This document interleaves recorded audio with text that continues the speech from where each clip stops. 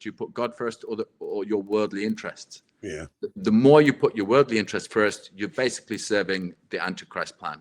And the more you put God first and hopefully reach a breaking point when you've had it with the world's lies and you say, I don't care anymore. It's God alone, Christ alone. Christ is king, full stop. If we talk, I don't know if we'll talk about Nick Fuentes, but that's what I like about him. He's got that formal principle for society correct. Christ is king. And he says it in a way that when he's at his best, nobody else says it like him. Yeah. He has the material principle right for a society, which when he says America first. And so it should be like England first, Brazil first, Australia first. That is not just for our interests, and it's not against foreigners. It's our protection, God-given protection against the globalists. From Genesis and from the Acts of the Apostles, God made the nations and borders and gave them times. If we don't protect that, the devil wins.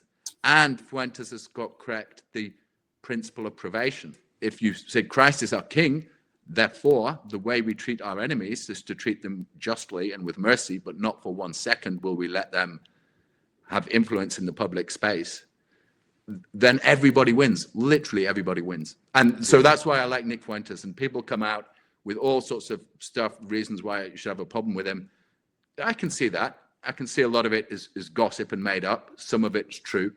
But that's not the point. He's got these 3 principles correct, without which we have no hope. And that's what we should hope for from political actors. He doesn't pretend to be a Catholic teacher.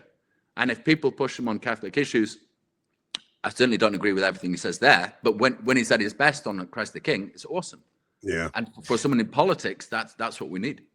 Yeah, I think Nick was just kind of raised in the Novus Ordo milieu, you know. So some of his Catholic takes are very just, you know, it's just very that's kind of the catechesis that he was raised in. So like he kind of made a goofy joke about like having devotions to the saints as like the Pokemon cards of Catholicism or something.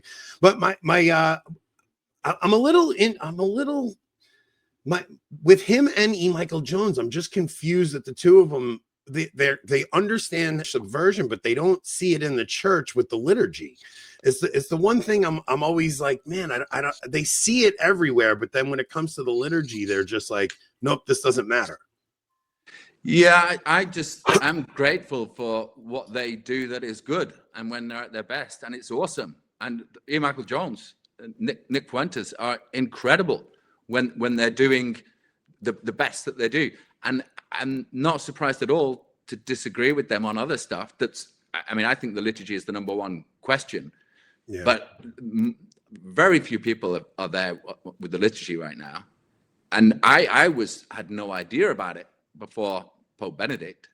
Back 20 years ago, I was clueless about the traditional mass. So I think a lot of those things are best left to nature, as it were, and to God's grace, and not to push people too hard on areas of disagreement when it's not necessarily the thing they're offering as what they're specializing in. We can all expect to be wrong on a whole lot of stuff. Yeah, of course. That we've not looked